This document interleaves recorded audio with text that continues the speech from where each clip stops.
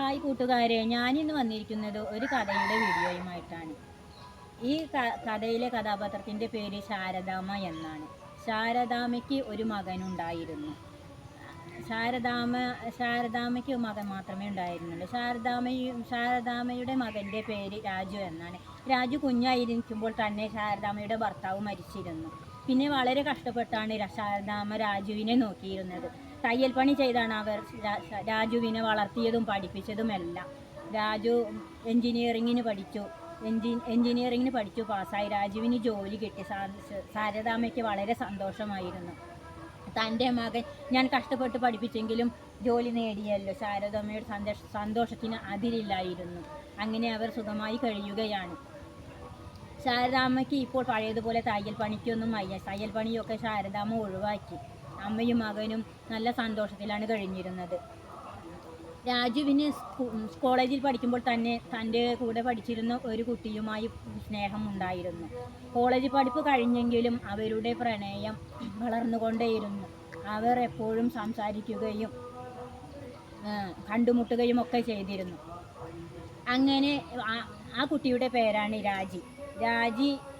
രാജിയുടെ വീട്ടിൽ രാജിക്ക് വിവാഹാലോചനകൾ വന്നുകൊണ്ടേയിരുന്നു. രാജി ജോലി കിട്ടിയിട്ടും മതി വിവാഹം എന്ന് പറഞ്ഞ് ഒഴിഞ്ഞു മാറി. പിന്നെ വീട്ടിൽ നിന്നും വളരെ നിർബന്ധം കൂടി. ജോലി കഴിഞ്ഞാലും പഠിപ്പ് കഴിഞ്ഞാലും കല്യാണം കഴിഞ്ഞാലും ജോലിക്ക് പോകാമല്ലോ, വീട്ടുകാർ നിർബന്ധത്തോടെ പറഞ്ഞു. രാജിക്ക് ഒരു രക്ഷയുമില്ലാതായി. തന്നെ വീട്ടിൽ വിവാഹത്തിന് നിർബന്ധിക്കുകയാണെന്ന് രാജുവിനെ കണ്ട് രാജി പറഞ്ഞു. എന്തു ചെയ്യും? രാജി ചോദിച്ചു. ഞാൻ എന്തായാലും ഈ വിവരം വീട്ടിൽ പറയട്ടെ. രാജു പറഞ്ഞു. ഞാൻ എൻ്റെ അമ്മയോട് പറയട്ടെ, എന്നിട്ട് പറയാമെന്ന് പറഞ്ഞു. ആ ശരി എന്ന് പറഞ്ഞ് അവർ പിരിഞ്ഞു. പിറ്റേ ദിവസം രാജു അമ്മയോട് പറഞ്ഞു, അമ്മേ, എനിക്കൊരു പെൺകുട്ടിയെ ഇഷ്ടമാണ്. ഞങ്ങൾ സ്നേഹത്തിലാണ്. കുറച്ചു കാലമായി ഞങ്ങൾ സ്നേഹത്തിലാണ്. കോളേജ് പഠിക്കുമ്പോൾ തന്നെയുള്ള സ്നേഹമാണ്. എനിക്ക് അവളെ വിവാഹം കഴിക്കണം. അവളുടെ വീട്ടുകാർ ഇപ്പോൾ അവളെ നിർബന്ധിച്ചു കൊണ്ടിരിക്കുകയാണ്. എന്തു ചെയ്യും? മകൻ്റെ ഒരു മോഹങ്ങൾക്കും ആഗ്രഹങ്ങൾക്കും തടസ്സം നിൽക്കാത്ത ശാരദാമ്മ അവൻ്റെ ഒപ്പം നിന്നു. ശരി, എവിടെയാണ് ആ കുട്ടി? നമുക്ക് പോയി നോക്കാം. അങ്ങനെ രാജുവും അമ്മയും ഏതാനും ചില ബന്ധുക്കാരും കൂടി രാജിയുടെ വീട്ടിലേക്ക് പെണ്ണന്വേഷിച്ച് ചെന്നു. അവിടെ ചെന്നു കാര്യങ്ങളൊക്കെ പറഞ്ഞു. ആ വീട്ടുകാർക്കും കുഴപ്പമൊന്നും ഉണ്ടായിരുന്നില്ല.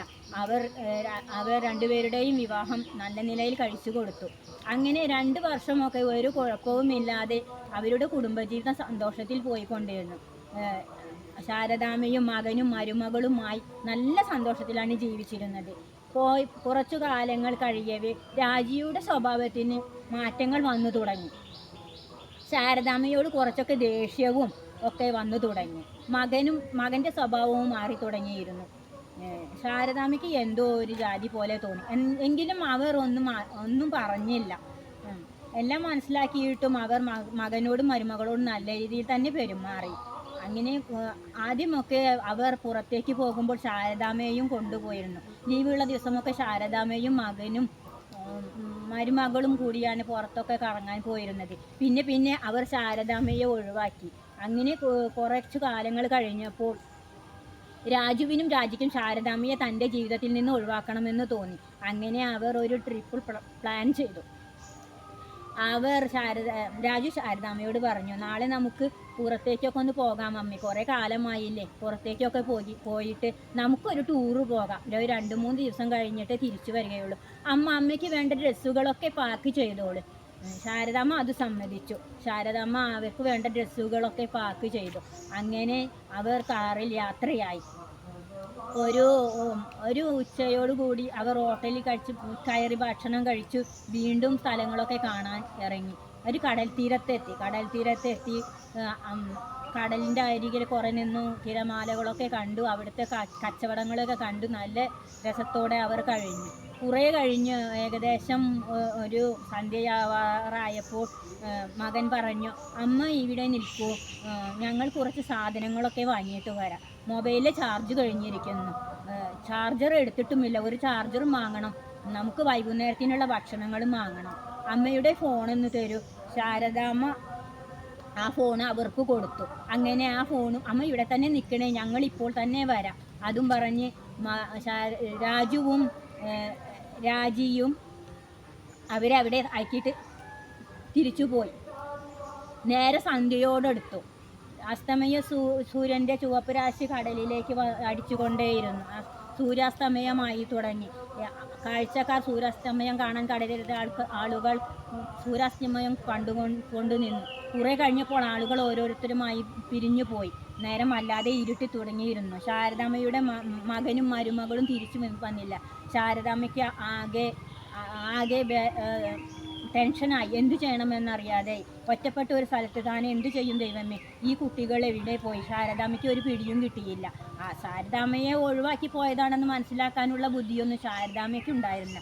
ശാരദാമ്മയ്ക്ക് അത്രയ്ക്കും രോഗവിവരമൊന്നുമില്ല. ഒരു നിഷ്കളങ്കയായ ഒരു സ്ത്രീയായിരുന്നു ശാരദാമ്മ. അങ്ങനെ അവിടെ കൂടിയ ഒരു പറ്റം ചെറുപ്പക്കാർ ശാരദാമ്മയുടെ അരികിലേക്ക് വന്നു. അമ്മ എന്താണ് ഇവിടെ തനിച്ചു നിൽക്കുന്നത്? അവർ ശാരദാമ്മയോട് ചോദിച്ചു.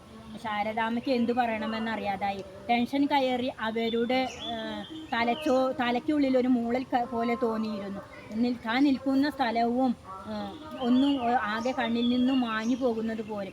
അവർക്ക് പറയാൻ കിട്ടുന്നില്ല. അവരുടെ ചോദ്യത്തിന് മറുപടി പറയാനാക്കാവുന്നില്ല.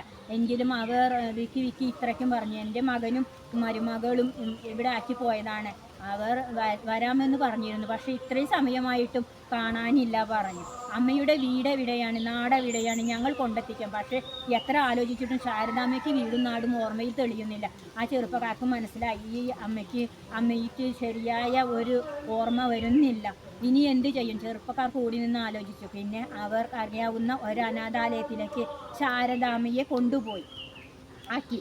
അങ്ങനെ ആ ചെറുപ്പക്കാർ അവിടുന്ന് തിരിച്ചു പോന്നു. ആ പാവം അമ്മ ആ അനാഥാലയത്തിൽ തൻ്റെ മകനെയും മരുമകളെയും കാണാതെ വളരെ ദുഃഖത്തോടെ കഴിഞ്ഞുകൂടി. പിന്നെയും ദിവസങ്ങളും ആഴ്ചകളും മാസങ്ങളും കടന്നുപോയി. രാജിക്ക് ഒരു സ്കൂളിൽ ജോലി കിട്ടി. രാജുവും അവരുടെ ബൈക്കിൽ ജോലിക്ക് പോയി തുടങ്ങി. അങ്ങനെ ഒരു ദിവസം ജോലിക്ക് പോകുന്ന സമയത്ത് എതിരെ വന്ന ഒരു ബൈക്ക് രണ്ടുപേരെയും ഇടിച്ചിട്ടു. അയ്യോ അമ്മേ എന്നൊരാർത്തനാദത്തോടെ രാജു റോഡ് സൈഡിലേക്ക് തെറിച്ചു വീണു. രാജിയിൽ നിന്നും ഒരു ഒച്ച പോലും പുറത്തു വന്നില്ല.